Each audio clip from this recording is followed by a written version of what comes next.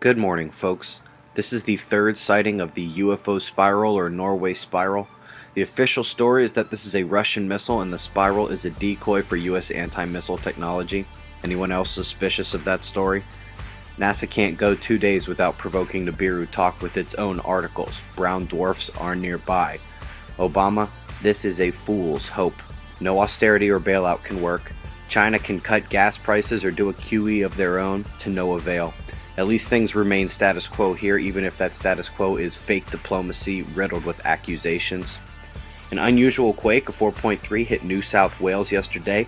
An Indonesian volcano chain has been active for 4 days now. Mount Stromboli put on a seismic display, volcanic tremors and landslides on the mountain yesterday. Families are being evacuated near Nevado del Ruiz. Remember, that's the bad volcano. And we have had multiple volcanoes showing dangerous signs in Guatemala, not to be confused with the 4 in Costa Rica, no longer on this map. Solar wind, yellow is the speed, it's dropping off. Above it the orange is density and you can see intermittent spikes but nothing major. SOHO shows the same, speed is up top, going down, small density spike underneath. Even without significant solar wind, we can't sleep on space weather. Cosmic ray flux is elevated this morning. We have a couple beta gamma regions on the top and bottom here. The southern spot seems the one that's most dangerous to me. Luckily they are turning away. We should keep an eye on the southeastern limb for this new active region. Looks significant. Eruptions near the Earth footprint cause radiation storms. Luckily it's nowhere near an active region. Remember, this is where the interplanetary magnetic tether connects. Those are the black and white lines. Every planet has them.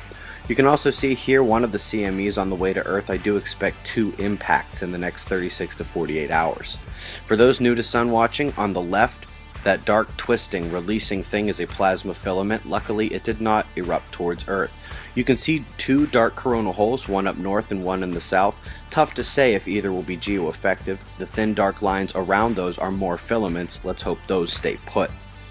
Sky watchers, not much happening the rest of this month in terms of geocentric lineups. It'd be great if we could see these planets near the sun, wouldn't it? Oh well.